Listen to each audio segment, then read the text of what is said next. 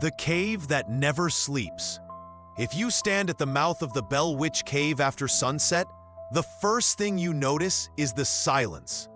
Not the peaceful silence of the countryside, but a heavy, listening stillness, as if something beneath the earth is holding its breath. Guides warn visitors not to linger too long at the entrance. Cameras fail without reason. Batteries drain in seconds. And some tourists insist they hear a woman's whisper riding the breath of the Red River wind. According to official records, this is just a small karst cave in Adams, Tennessee, roughly 490 feet of limestone passage. Privately owned, open to tourists in the summer and in the weeks leading up to Halloween. Yet for 2 centuries, it has carried another name, one that does not appear on geological surveys or government documents. The home of the Bell Witch. The legend begins miles above the cave, in a clearing that no longer looks like a farm. Around 1817, John Bell, a farmer of quiet reputation, settled with his wife Lucy and their children along the Red River, in what was then Robertson County, Tennessee. Their homestead would soon become the epicenter of what many call America's most documented haunting. Others insist it is America's most elaborate hoax. But whether you believe in spirits or not, the story that grew here changed the landscape forever. At first, there were noises, scratching inside the walls at night, as if rats were trapped in the timber, knocking from beneath the floorboards. The soft, unmistakable tug of covers being pulled off a sleeping child. In a frontier world where wolves still prowled the woods, such disturbances were unsettling, but not yet supernatural. John Bell searched for loose boards and animals. He found nothing. Then the sounds turned into voices. The family heard faint murmurs in the dark, a woman's voice reciting prayers, fragments of hymns, and passages from the Bible. When they searched, the voice would fall silent, returning only after candles were snuffed and the house fell still again. Within months, the unseen presence stopped merely observing and began to attack. Hair was pulled, cheeks were slapped, bed shook with violent force. The youngest daughter, Elizabeth, known as Betsy, became a particular target. She woke with handprints on her skin, her hair twisted into knots, her body pinched and bruised. Word of the haunting spread through the Red River settlement. Neighbors came to sit in the Bell cabin and hear for themselves. What they reported was not a vague feeling or a shadow in the corner of their eye, but a voice, clear, articulate, and mocking. It answered questions, repeated sermons heard miles away, and revealed secrets it had no earthly way of knowing. Some nights, the kitchen filled with the sound of invisible hands preparing meals, clattering plates and stirring pots that nobody could see. The thing in the Bell house began to call itself Kate, often associated with a local woman named Kate Batts. Whether that name was chosen by the entity or pinned to it by fearful neighbors has never been resolved. What is certain is that Kate took a special hatred toward John Bell himself. She swore, in front of witnesses, that she would kill him. That oath would become the black heart of the legend. And yet, even in those early years, another location quietly attached itself to the story. A dark opening in the river bluff near the Bell farm. Children whispered that when the voice fell silent in the house, it retreated underground, into a cave whose ceiling dripped with mineral tears. Long before it had a ticket booth and warning signs, this hole in the hillside already had a name among local people. They called it the place where the witch goes to rest.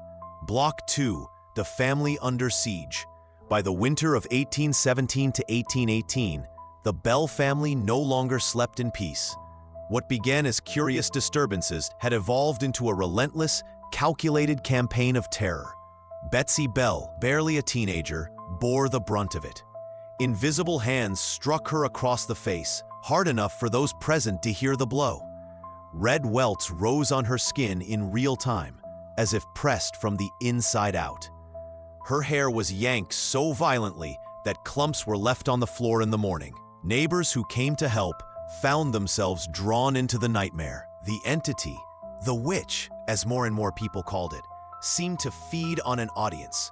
The more witnesses crowded into the Bell cabin at night, the more elaborate its performances became. The voice that at first only whispered now spoke clearly in different tones, sometimes harsh and mocking, sometimes almost sorrowful. It quoted scripture, sang hymns flawlessly, and debated theology with visiting ministers as if it had studied alongside them. According to surviving accounts, the witch could mimic the voices of anyone it heard. It repeated conversations that had taken place miles away, imitating accents and speech patterns with unnerving accuracy. A neighbor would arrive to visit the Bells, only to hear their own voice thrown back at them from the dark rafters above. The effect was devastating. What rational explanation exists for a disembodied voice that argues doctrine one moment and laughs like a child the next? The phenomenon did not remain confined within the Bell house. Travelers reported being harassed on the road near the farm. Their horses balked at invisible obstacles. Harnesses were yanked. Disembodied laughter echoed from the tree line. Locals began to avoid the property after sunset. Some refused to pass it at all. There were claims that the witch could be in multiple places at once, shouting insults from the chimney while whispering secrets into someone's ear across the room. Yet, for all the chaos, the obsession of the entity remained focused on two people, Betsy Bell and her father. Betsy's school days were overshadowed by humiliation. The witch taunted her in front of friends and disrupted her budding romance with a young man named Joshua Gardner. When Betsy became engaged to Joshua, the attacks intensified. The voice shrieked in rage, forbidding the match, and terrorized Betsy whenever Joshua came near. It was as if some unseen intelligence had fixated on controlling the course of the girl's life. Toward John Bell, the witch's hatred took on a darker, more deadly shape. It mocked him in front of guests, slurred his speech so he could not pray aloud, and cursed him with a litany of threats. "I will kill you, old Jack," the voice hissed, night after night. Those present insisted they heard this oath clearly. They did not yet know that it would culminate in one of the most chilling claims in American ghost lore: that a man's death had been engineered by something no one could see. Outside the Bell property, life in the Red River settlement tried to continue as normal. Fields were plowed, crops planted, children born. But the story of the Bell Witch had already seeped into the soil. Church sermons alluded to it from the pulpit. Some saw it as a test of faith, others as an omen. Travelers shared versions of the tale in taverns miles away, each retelling adding its own detail. A levitating bed here, a phantom animal there. In the midst of this, one name began to circulate in connection with the haunting: Andrew Jackson. According to later accounts, the future 7th President of the United States, then still a general, heard of the disturbances and decided to see them himself. The story of what happened when Jackson allegedly arrived at the Bell farm, soldiers unable to move their wagons, weapons that failed, a self-proclaimed witch layer publicly humiliated by the unseen force, would become one of the legend's most famous chapters, even as historians questioned whether it could have occurred at all. Fact and folklore were already entwining into a single tightening rope. For the Bells, there was no academic debate, no comfortable distance. There was only the dread of nightfall and the certainty that once the candles were blown out, the voice in the darkness would wake again. Block 3, the oath fulfilled. There is a moment in every haunting tale when fear hardens into fatalism, when those trapped in it stop asking, "Why is this happening?" and begin asking, "How will it end?"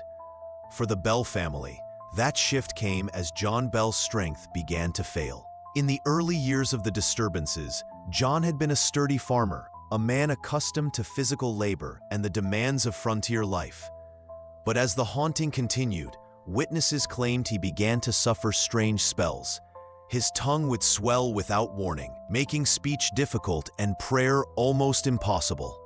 He fell into trances at the table, staring into nothing while the witch's voice mocked him openly. "I have him now," it jeered, as his children watched helplessly.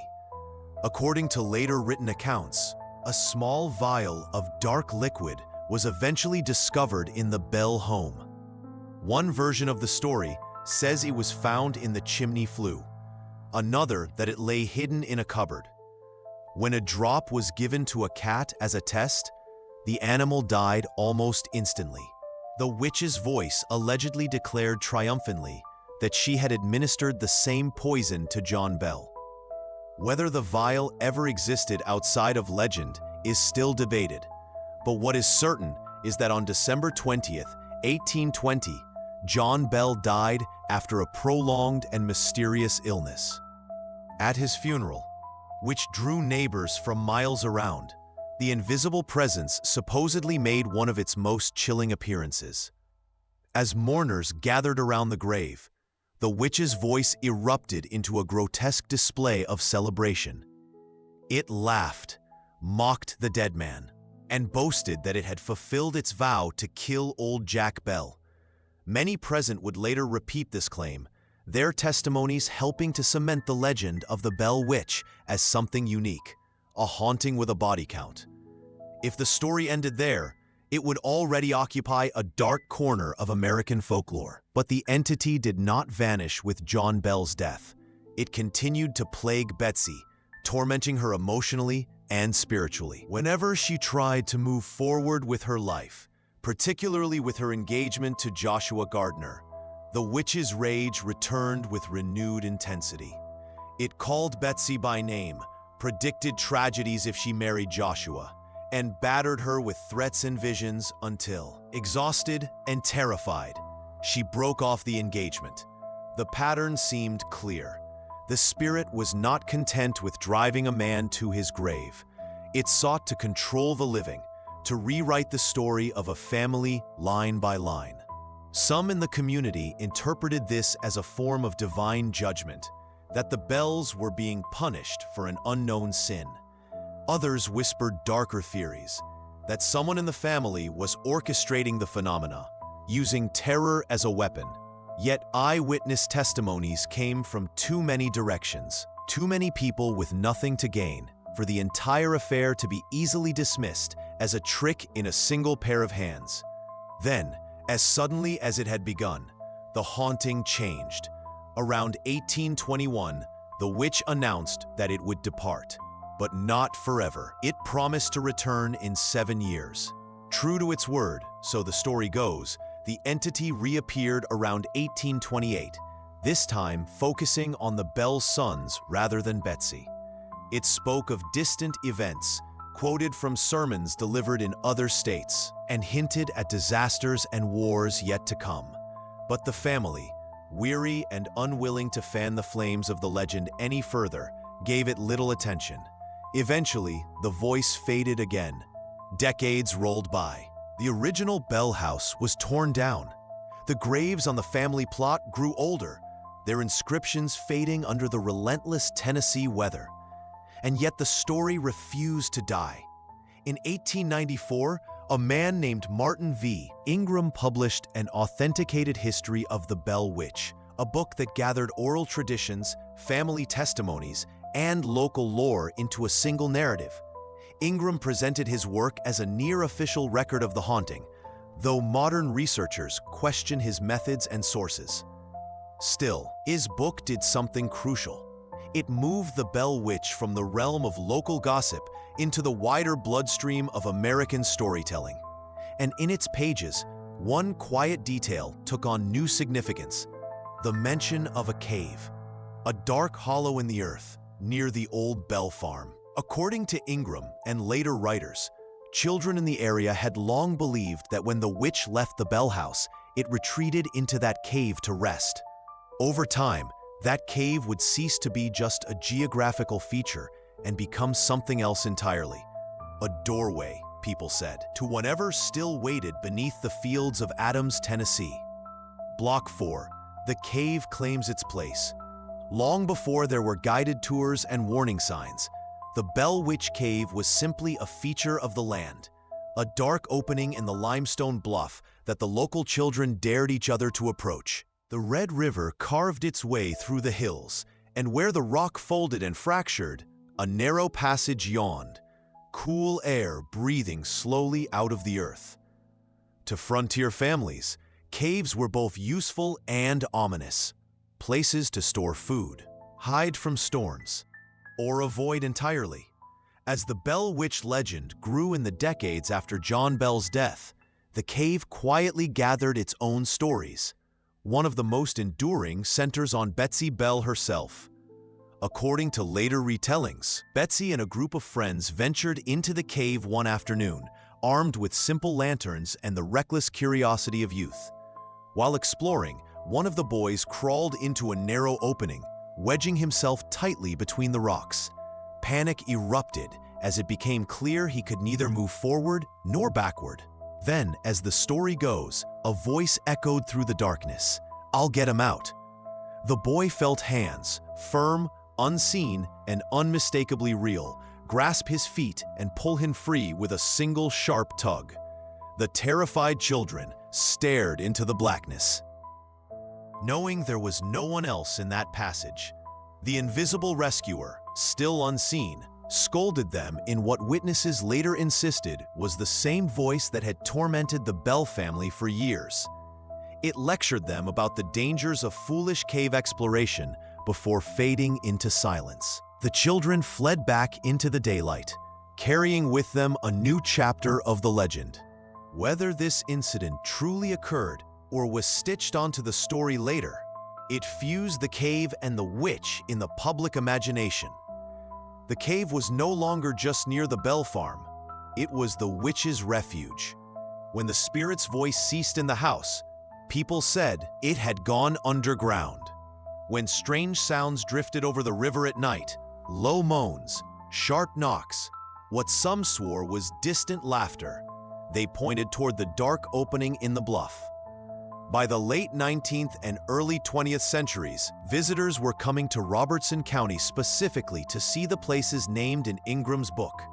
The Bell family graves, the former site of the house, and the cave itself became stops on an informal, macabre pilgrimage. Local guides began to escort the curious into the cave's main chamber. Their lantern light glistening on wet stone. Shadows stretched long and uncertain along the low ceilings. It did not take much imagination to picture something ancient watching from just beyond the glow. Inside, natural formations took on sinister identities. A low, narrow passage was called the Squeeze, reminiscent of the boy who allegedly became stuck. A darker recess, where light refused to linger, became the Witch's Den. Dripping mineral deposits suggested the shapes of faces or hands reaching from the stone. Every rumble of distant thunder, every shifting pebble, every stray breath of wind was interpreted through the lens of a story that had already convinced generations that a voice without a body once ruled this ground. Skeptics, of course, had their own interpretations. They pointed out that early, contemporaneous accounts of the haunting, to the extent they existed, said little or nothing about the cave. The more detailed cave stories tended to appear in later works, often decades after the original events. According to some researchers, the Bell Witch Cave was retrofitted into the legend, providing a tangible, marketable location for a haunting that had once been tied mainly to a house that no longer stood. But to those who walked through its cool, damp corridors with the weight of the story pressing on their shoulders, such distinctions hardly mattered. They were inside the earth, under the same hill where the Bells had once plowed and prayed. They were standing in a place where generations had pointed and whispered, "That is where she went." As the 20th century began to unfold, bringing electricity, automobiles, and a new appetite for commercialized fear, the cave would move again, this time from whispered landmark to formal attraction. And in doing so, it would raise a question that haunts every place branded as the most haunted of its kind. When you turn a legend into a destination, does the story lose its power, or does it gain a new one? Block 5. Tourists, tapes, and things that answer back. By the mid-1900s, the Bell Witch was no longer merely a local ghost story. It had become part of the national folklore of the United States. Articles, radio programs, and eventually, television documentaries repeated the tale of the poltergeist of Red River. With this new attention came a steady flow of visitors to Adams, Tennessee, each hoping to stand where the Bells once stood, to feel, if only for a moment, the chill of contact with the unexplained. The original Bell farmhouse was gone, its timbers long since reclaimed by time. But the cave remained. The private owners of the property began to formalize access. Guided tours were offered, especially in the summer months and every October, when the country's appetite for haunted attractions reached its peak. Guests would gather at the trailhead and walk down toward the river, the sound of modern traffic on distant roads fading behind them. Ahead lay the tree line, the slope, and the dark, open mouth of the Bell Witch Cave.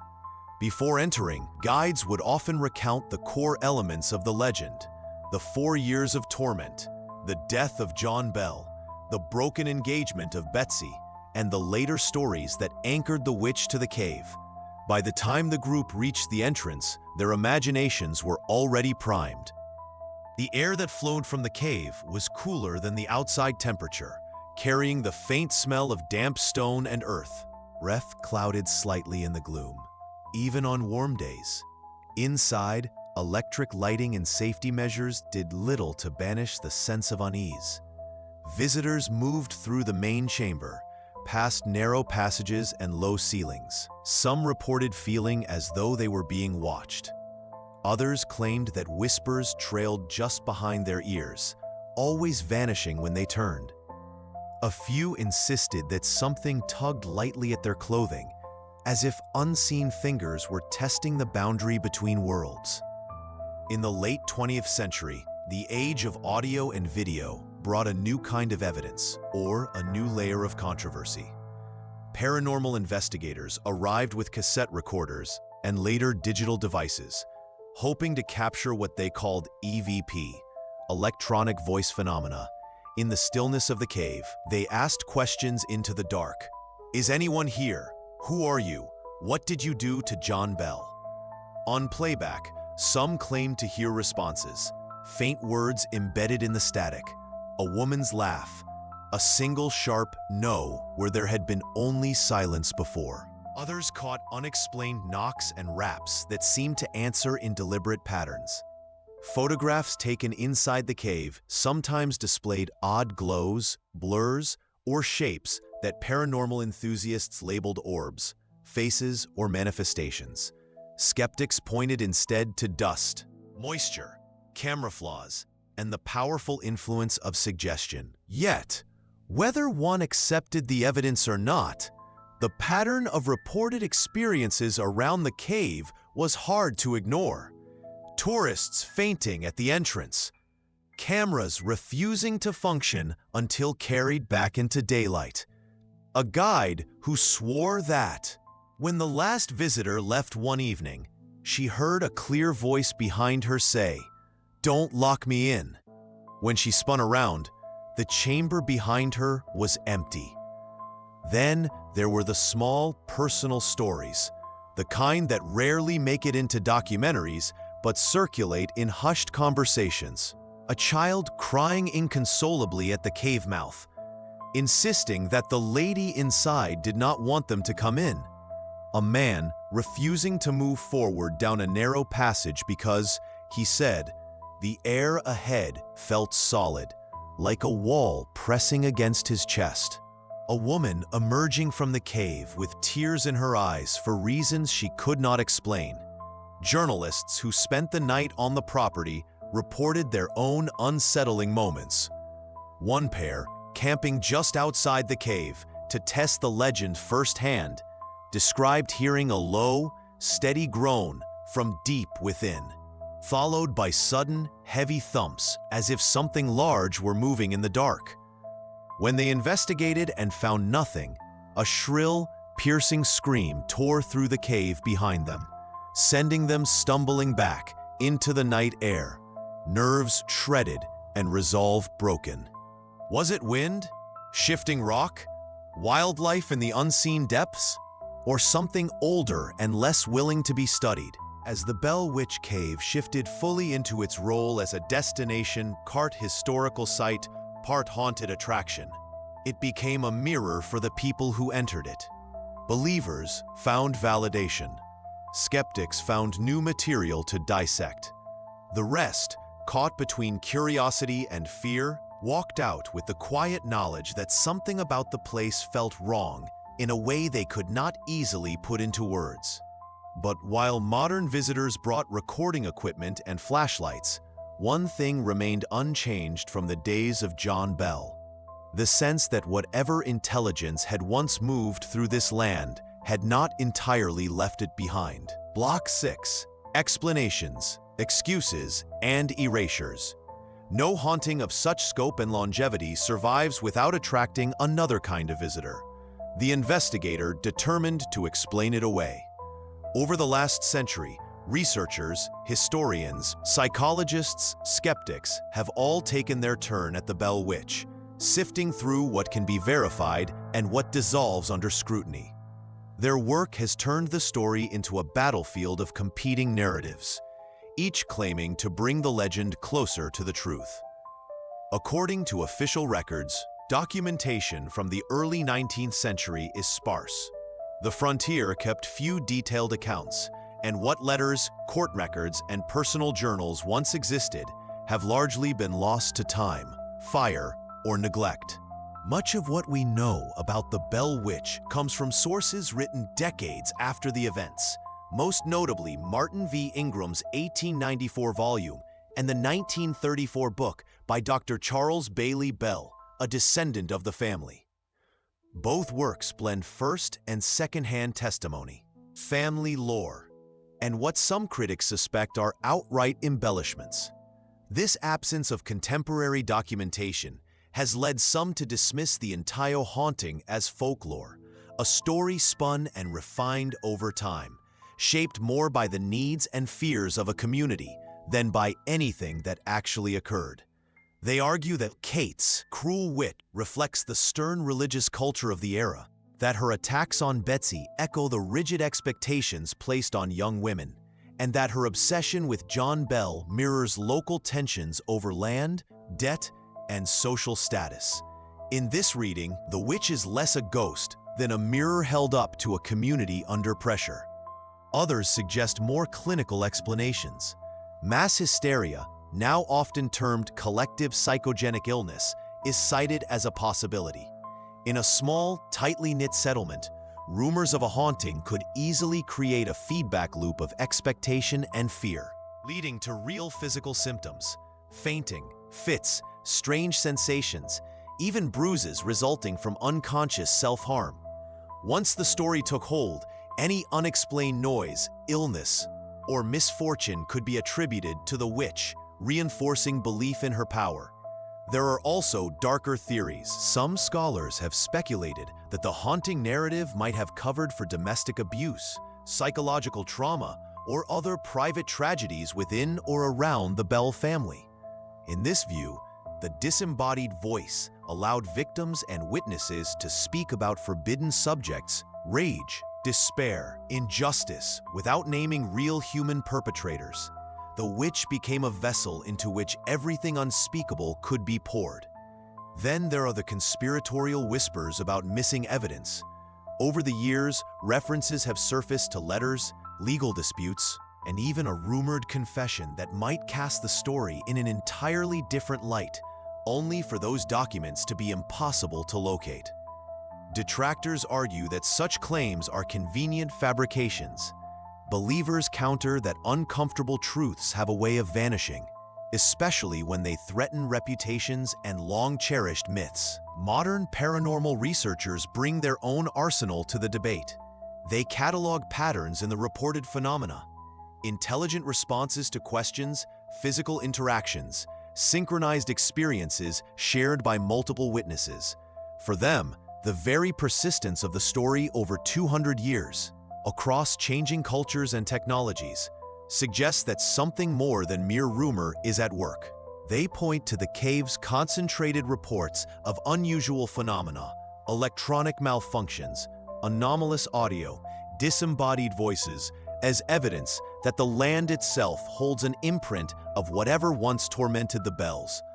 In recent years, the legend has even attracted the attention of historians of religion and folklore, who see in the Bell Witch a uniquely American figure. She is neither a simple ghost nor a European-style witch. Instead, she blends elements of poltergeist, demon, trickster spirit, and moral enforcer. She quotes scripture while committing blasphemies, punishes and protects in equal measure, and resists all attempts to categorize her as purely evil or purely invented. What remains most unsettling is not that the story can be questioned, but that it cannot be fully resolved. There is no single surviving diary that explains everything, no official inquiry that reached a definitive conclusion, no confession that neatly ties off every thread. The gaps invite speculation, and the speculation, in turn, breathes new life into the legend. Дехто вважає, що правду поховали назавжди. As one might say, some believe the truth has been buried forever. If that is so, then the Bell Witch Cave is not just a tourist site or a geological feature. It is a tomb, not of bodies, but of answers. Block 7, the dark mouth of the future. Stand again at the mouth of the Bell Witch Cave, not as a tourist with a ticket in hand, but as someone aware of the full weight of the story that rests on this ground. Before you lie 2 centuries of fear, rumor, faith, and speculation compressed into a single, unlit opening in the rock. The river moves steadily past, indifferent. The fields above bear no visible scars of the nights when a family cried out into the dark, pleading with a voice that answered back from nowhere. John Bell's grave lies miles away, his stone worn and weathered, his name half erased by rain and time. Betsy's life moved on. She married another man, raised children, and carried her memories into an old age that some say was shadowed by things no one else could see. The Red River settlement became Adams, Tennessee, a dot on the map like any other. And yet the legend refuses to lie still. Today, busloads of visitors arrive every year. Some come because they saw a documentary that called this America's greatest haunting. Others because they heard that this is the only ghost story in which the spirit claimed responsibility for a man's death. Still others come on a dare, or in search of content for a social media feed. They descend the slope to the river, pose for photographs at the cave entrance, and pass into the cool dark with the casual bravery of people who do not truly believe anything will happen to them. Most leave with nothing more than a story and a handful of blurred images. But every year, a few depart changed. A woman who feels that someone walked beside her in the tunnel, though no one was there. A man who hears his own name whispered softly in his ear, in a voice he has never heard before. A guide who locks the gate at dusk and, turning away, hears footsteps following on the gravel path until she reaches the parking lot and finds herself alone. Perhaps these moments are tricks of the mind, byproducts of suggestion, adrenaline, and the human brain's talent for pattern making in the dark. Perhaps they are something else.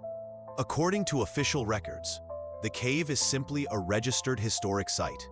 Its dimensions measured, its location fixed on maps, its ownership recorded in county offices.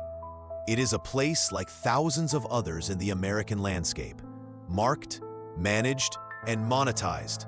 But legends do not recognize property lines. They seep into the soil, cling to the water, and linger in the spaces where fear has been strongest. The Bell Witch, whether spirit or story, has already outlived everyone who first spoke her name. She has adapted to each new era, From whispered tales around a hearth fire, to printed pages carried across states, to films, television episodes, podcast series, and internet videos. She is quoted, doubted, invoked, and analyzed. Her cave is photographed from every angle, yet remains, in its essence, unchanged. What if that is the true power of this legend? Not in the question, did it really happen, but in its resistance to being pinned down, solved, or safely neutralized. As long as there is a dark place in the world and a darker place in the human mind, stories like this one will find a home. One day, the tours may stop. The wooden stairs may rot. The lights go out. The signs fall.